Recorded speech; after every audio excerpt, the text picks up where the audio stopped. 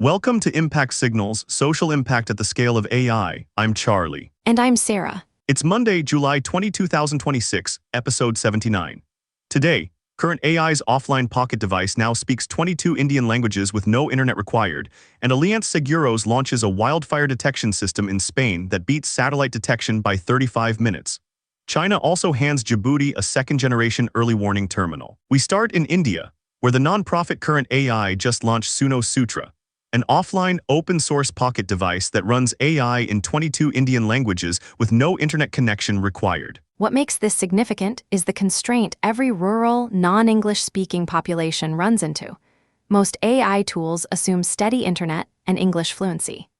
Suno Sutra is built with Bashini, the Indian government's AI language division, specifically for farmers who are shut out by both. TechCrunch reports Current AI has $400 million committed from the French government, the Ford Foundation, the MacArthur Foundation, DeepMind, and Salesforce. The nonprofit has also allocated $3.2 million in grants across 4 organizations in Kenya, Lebanon, and the Brazilian Amazon. The model is the easy part. The hard part is reach. An English-first, cloud-only design would simply exclude the population Suno Sutra targets. Open sourcing the device means developer communities can build on it directly, rather than waiting on one vendor's roadmap. So the headline is 22 languages, fully offline and open source, built specifically for the populations most AI products don't reach. For practitioners serving a low-connectivity, non-English population, the lesson is simple. Evaluate an offline-first, open-source design before defaulting to a cloud, English-first tool. That's the design principle worth copying. Moving to Spain, where Allianz Seguros and the startup Satellites on Fire just launched a national early wildfire detection system, announced July 15 and rolling out this summer. What makes this significant is the field gap public satellite systems can't close fast enough. Allianz says the system cuts detection time by roughly 35 minutes compared to satellite systems run by NASA, the National Aeronautics and Space Administration, and catches up to 30% more fires. The trigger was Spain's worst wildfire year in 3 decades. 354,793 hectares burned in 2025. Allianz will use the new system to warn insured customers before a fire reaches their property and says it will share detection data with public authorities. The constraint here is financing. Public wildfire detection infrastructure is expensive, and insurers have a balance sheet reason to fund it anyway. For practitioners in other disaster-prone regions, the operational question is whether a local insurer has the same incentive and whether they'd share the detection feed with public agencies the way Allianz says it will. Third signal and a thinner one.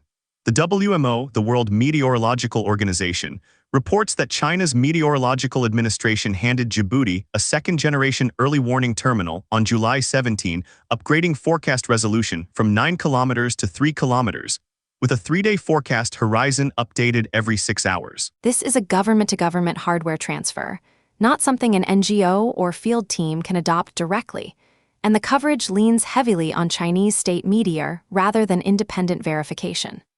For practitioners tracking early warning upgrades, verify the operational detail, resolution, update frequency, alert mechanism, against independent sources before citing a deployment like this on air. On the disaster watch, the USGS, the U.S. Geological Survey, confirmed a magnitude 7.3 earthquake off Chiapas, Mexico on July 17 with a tsunami alert issued and later lifted once inspections found no major damage. The GDAX, the Global Disaster Alert and Coordination System, logged a magnitude 5.5 earthquake in Peru's Huancayo province on July 19, an orange alert with at least 6 dead, more than 30 injured, and roughly 300 displaced. The Mayon volcano in the Philippines remains at alert level 3 after more than 190 consecutive days of activity, with nearly 4,000 people still displaced. And GDAX continues to track drought across Ethiopia, Kenya, and Somalia. The Chiapas tsunami alert and Djibouti's new terminal are the same problem. Detection only matters if the warning reaches people and authorities before the wave or the storm does. In Peru, the quake killed 6 people largely through adobe construction collapse. The material matters as much as the magnitude. On the calendar, the UN Climate Technology Center and Network, or CTCN, runs an Asia-Pacific info webinar on July 22 for its Adaptation Fund Climate Innovation Accelerator, with the application window open through October 7. If you're an Asia-Pacific organization, especially from a least developed country or small island developing state, this is worth attending. It's up to $150,000 in technical assistance per project, not cash, for up to 10 projects, and the webinar is your best shot at scoping the proposal before the October deadline. Funding Watch? Innovation Norway and NORAD's Humanitarian Innovation Program is open for UN humanitarian agencies and international NGOs with a Norway office, applying in partnership with the private sector, deadline August 17. And that same CTCN accelerator we just mentioned closes for full applications October 7. The NORAD program's catch is the private sector partnership requirement. A strong application names which private partner covers which piece of the deployment, not just the humanitarian need. Grants range from 4 to 10 million Norwegian kroner, depending on the track, so check which tier actually matches your project's scale before you apply. The through line today is that the AI stories worth tracking right now are the ones that reach populations earlier systems left out. Offline language access in rural India, faster wildfire detection funded by an insurer's own incentive, and warning systems that only work if they reach people in time. The practical takeaway. Before you fund or deploy the next AI tool, ask who it excludes today and whether the warning or the answer will actually reach the person who needs to act on it. That's Impact Signals for Monday, July 22, 2026. If this briefing is useful, subscribe wherever you get your podcasts. Check us out at impactsignals.ai and share it with someone working in the field. Stay ready.